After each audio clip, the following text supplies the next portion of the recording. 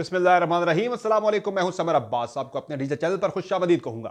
नाज़रीन, आज हम तो एक बात करेंगे, सबसे अहम तरीन जो मामला है वो अली जफर साहब ने पाकिस्तान तहरीक इंसाफ की चेयरमैनशिप लेने से माजरत कर ली है। इसकी क्या वजह है? अली जफर क्यों इस दौर से अपने आप को उन्होंने अलग किया?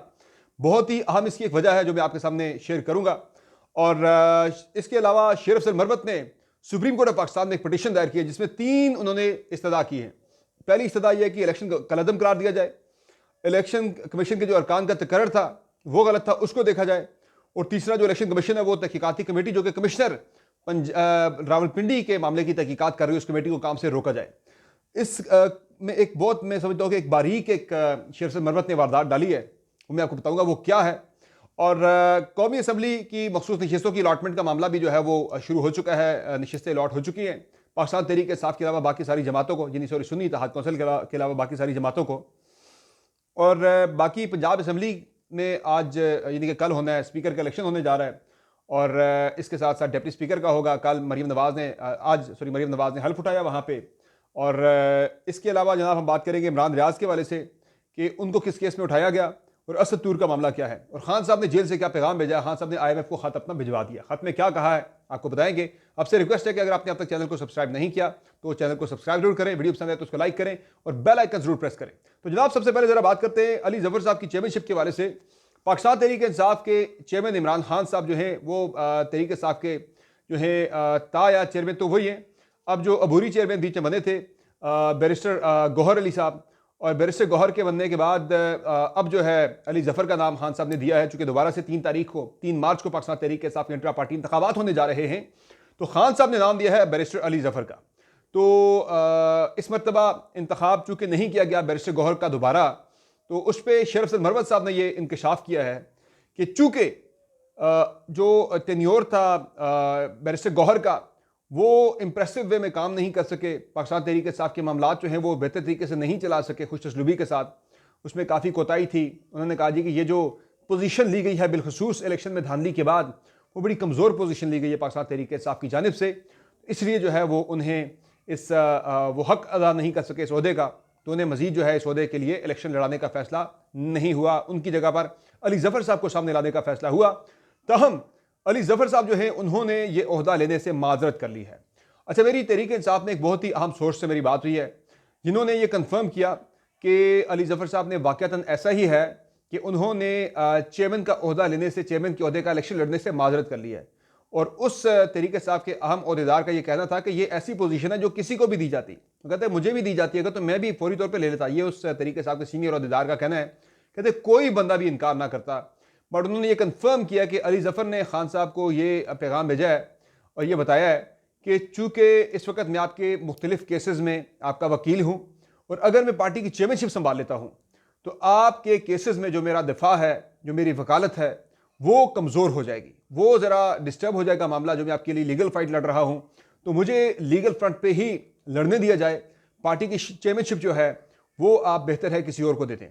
तो इस अली जफर के स्टैंड के बाद उनकी इज्जत जो है वो तहरीक इंसाफ के रैंक्स के अंदर मजीद बड़ी है, चूंकि ये ऐसा ओहदा है चेयरमैन का कि जिस पे इमरान खान रह चुके हों, कोई भी बंदा जो है वो ये ओहदा लेने से इनकार नहीं करता या नहीं कर सकता था। ये अली जफर हैं जिन्होंने इनकार किया, और इसकी वजह मुझे यही बताई गई है कि उन्होंने अपने सिर्फ लीगल केसेस की वजह से, और मैं समझता हूँ कि कुछ लोग ऐसे भी हैं, यानी कि जहाँ आप बात करते हैं अली जफर की, हम बात करें कि अली जफर साहब जो हैं उन्होंने केसेस की वजह से कि इमरान खान के केसेस मुतासिर ना हो, उन्होंने पार्टी की चेयरमैनशिप लेने से इनकार कर दिया। वहाँ कुछ लोग ऐसे भी हैं कि जिन्होंने केसेस जो हैं वो खान साहब के ख़राब कर दिए ओहदे लेने के लिए। किसी ने कौमी असम्बली का मेंबर बनने के लिए, किसी ने सूबाई असम्बली का मेंबर बनने के लिए, किसी ने सियासत में अपना नाम बनाने के लिए खान साहब के केसेस पे कॉम्प्रोमाइज़ किया गया है। ये बात हकीकत है। 2 लोग जो है इस बात का भरभला इजहार कर चुके हैं। एक इमरान खान की बहन अलीमा खान इस बात का इजहार कर चुकी हैं कि वकीलों ने हमसे भारी फीसें ली हैं और करोड़ों रुपए हमसे ले लिए, और किसी किस्म का काम उन्होंने नहीं किया, यानी कि अपना जो लीगल उनकी जिम्मेदारी थी बतौर वकील, वो जिम्मेदारी वो अदा नहीं कर सके, वो सियासी प्रोमिनेंस की तरफ ज़्यादा चले गए हैं। इसी तरह से खान साहब के भतीजे जो अहमद हैं, अहमद न्याजी, उनका भी ट्वीट में पढ़ रहा था पिछले हफ्ते, उन्होंने भी अपने ट्वीट में बड़ी सख्त किस्म की उन्होंने बातें लिखी। उन्होंने कहा जी कि मेरे चाचा जो हैं खान साहब जो हैं वो तो जेल में बैठे और वकीलों ने भारी फीस हमसे करोड़ों रुपए में फीसें ली हैं, और अभी तक खान साहब को वो एक रिलीफ भी नहीं दिलवा सके। उन्होंने कहा जी अगर खान साहब को रिलीफ भी अवाम ने दिलवाना है तो आप किस चक्कर में करोड़ों रुपए की फीसें ले रहे हैं। उन्होंने कहा जी लोगों ने ओहदे ले लिए बड़े बड़े और वो एमएनए तक बन गए, एमएनए से आगे वो वज़ीर आज़म तक बनने का प्लान कर रहे हैं, लेकिन वो कोई इंप्रेसिव काम जो है वो पार्टी के लिए या इमरान खान के लिए नहीं कर सके, जो उन्हें जिम्मेदारी, उनकी असल जिम्मेदारी जो उन्हें दी गई थी। तो इसलिए अली जफर का नाम आया। अब जो है मजीद 6 मुख्तलिफ नाम है पार्टी के अंदर, सीनियर नाम, जिनमें असद कैसर हैं, जिनमें दोबारा से बैरिस्टर गौहर का नाम भी ज़ेर गौर है, और इसके अलावा उमर अयूब अभी तो सेक्रेटरी जनरल, लेकिन उनका चेयरमैन के लिए भी नाम उनका आ सकता है। उमर अयूब के अलावा जो मजीद नाम है उसमें सेनेट से भी कुछ लोग जो हैं उनके नाम आ सकते हैं, लेकिन अभी इस पर शेर अफजल मरवत साहब भी कैंडिडेट हैं चेयरमैनशिप के। देखते हैं कि इमरान खान ने फैसला करना है हफ्ते के रोज, यानी कल इस पर फैसला करना, देते हैं किसके हक में खान साहब फैसला देते हैं, तो ये आने वाले चंद दिन बताएंगे।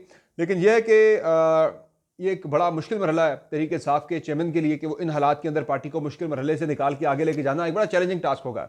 अच्छा, दूसरा मामला जो है, क्या इस सब कुछ के बावजूद जब तहरीक इंसाफ अपनी पार्टी मुंतखब करवा लेगी, यानी पार्टी में इंट्रा पार्टी इलेक्शन होके जो इलेक्शन कमीशन के एतराज़ात हैं वो दूर हो जाएंगे, तो क्या पाकिस्तान तहरीक इंसाफ को मखसूस नशिस्तें मिल जाएंगी? अभी तक जो कौमी असम्बली में पाकिस्तान मुस्लिम लीग नवाज को, पाकिस्तान पीपल्स पार्टी को, JUI को, MQM को, बाकी तमाम जमातों को मखसूस नशिस्तें अलॉट हो चुकी हैं, मां सिवाय पाकिस्तान तहरीक इंसाफ या सुन्नी इत्तेहाद काउंसिल के। और तहरीक इंसाफ का और सुन्नी इत्तेहाद यानी सुन्नी इत्तेहाद काउंसिल का मामला जो है वो पंजाब में सेंटर में चारों सूबाई असम्बलियों के अंदर वो इलेक्शन कमीशन ऑफ पाकिस्तान ने सोमवार तक पेंडिंग कर दिया है। मंडे को इस पर इलेक्शन कमीशन ऑफ पाकिस्तान फैसला करेगा, लेकिन कभी इम्कान यही नजर आ रहा है कि जो इलेक्शन कमीशन के जराए भी बताते हैं कि इलेक्शन कमीशन की मर्जी नहीं है पाकिस्तान तहरीक इंसाफ को ये सीटें देने की। मुझे एक बात पे ये भी हैरत है कि सोमवार तक ये मामला चला गया है। अच्छा, पंजाब में जो पाकिस्तान तहरीक इंसाफ है वो अपनी जनरल सीटों के ऊपर ही खड़ी है। नून लीग जो है वो अपनी मखसूस नशिस्तें उनकी जो है वो सारी वो लोग शामिल हो चुके हैं। आज यानी कि जब हफ्ते के रोज़ वोटिंग होगी स्पीकर डिप्टी स्पीकर के इलेक्शन के लिए, तो उस पर पाकिस्तान तहरीक इंसाफ को डिसएडवांटेज होगा, क्योंकि तहरीक इंसाफ की मुखालिफ जमात जो मुस्लिम लीग नून है वो मखसूस नशिस्तें और जनरल नशिस्तें सारी मिला के उनका बंदा जो है वो इलेक्शन लड़ रहा होगा स्पीकर का, डिप्टी स्पीकर का। जबकि पाकिस्तान तहरीक इंसाफ का जो कैंडिडेट होगा उसे सिर्फ जो है वो जनरल सीटों से ही उसे वोट पड़ेंगे, तो तहरीक इंसाफ का जो नंबर है वो काफ़ी हद तक मुतासिर हो सकता है। और सबसे इंपॉर्टेंट बात यह है कि ये इलेक्शन जो है स्पीकर का ये होता है खुफिया बैलेट होता है, सीक्रेट बैलेट होता है, तो शायद तहरीक इंसाफ का दाव यहाँ पे लग भी सकता था। मैं ये नहीं कह रहा कि इनके अगर देखा जाए ऑन पेपर तो ऐसा पॉसिबल नहीं है, लेकिन फिर भी ये इम्कानात की बात करते हैं। जिस तरह 8 फरवरी को लोगों ने निकल के तहरीक इंसाफ को वोट दे दिया, तो ये यहाँ पे सीक्रेट बैलेट में जो इम्कान की बात कर रहा हूँ वो किसी तरफ भी जा सकता है। तो ये तहरीक इंसाफ को नुकसान है कि अभी तक उसकी स्पेशल सीटें डिसाइड नहीं हुई और अहम मुद्दों पे इंतखाबात जो हैं वो जारी हैं। स्पीकर डिप्टी स्पीकर के इंतखाबात हो रहे हैं, वज़ीर आला के इंतखाबात हो जाएंगे, प्राइम मिनिस्टर का हो जाएगा। क्या तब तक भी तहरीक इंसाफ को मखसूस नशिस्तें नहीं दी जाएंगी सुन्नी इत्तेहाद काउंसिल के प्लेटफॉर्म से? लेकिन अभी तक इलेक्शन कमीशन के जराए ये कंफर्म कर रहे हैं कि फिलहाल अब तक की जो डिस्कशन है शायद तहरीक इंसाफ को मखसूस नशिस्तें ना दी जाएँ। अच्छा, इसके अलावा जनाब जो मामला है वो है मियाँ नवाज शरीफ का। मरीम नवाज ने अपनी सियासी इनिंग्स का आगाज़ किया है और वो मेंबर बन चुकी हैं पहली मरतबा किसी भी असम्बली की, और उन्होंने पंजाब असम्बली की मेंबर का हल्फ उठाया। अच्छा, तहरीक इंसाफ ने इस मौके पे एक प्रोटेस्ट प्लान किया हुआ था। मैं तहरीक इंसाफ की ट्विटर हैंडल पे देख रहा था, उन्होंने एक लगाया हुआ था एक पोस्टर कि भाई एहतजाज करेंगे, एहतजाज की कॉल दी थी कारकुनान को और उन अपने कैंडिडेट्स को जिन्हें इलेक्शन हरवाया गया फॉर्म 45 के मुताबिक वो जीत रहे थे, 47 में वो इलेक्शन हार गए, तो उन्हें भी ये कहा गया था कि आप आए आके आपने एहतजाज करना है, जब असम्बली का हल्फ हो रहा होगा तो आपने आके असम्बली के बाहर आके एहतजाज करना। आप देखें ना, GDA और जमीयत उलमा इस्लाम पे वो कल एहतजाज कर रही हैं सिंध असम्बली के बाद, जब सिंध असम्बली का वहाँ पे हल्फ हो रहा होगा सिंध असम्बली के अरकान का, वो दांदी के खिलाफ एहतजाज कर रहे हैं।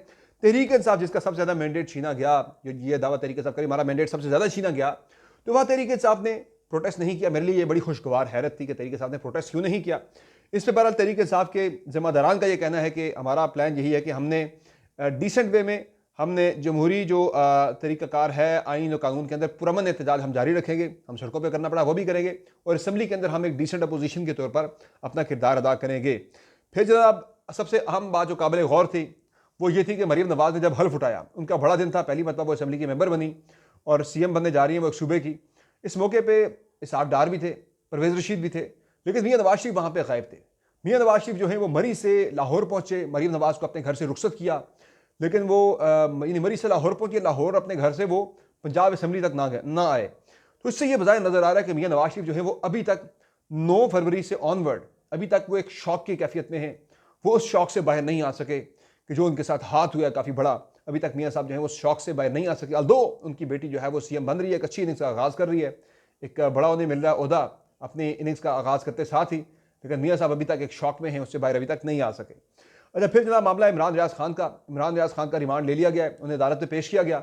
और ये केस है एंटी करप्शन का। कल भी मैंने आपको बताया था, ये एंटी करप्शन का मामला है जिसमें उठाया गया है। ये चीफ जस्टिस वाले मामले पे नहीं उठाया गया।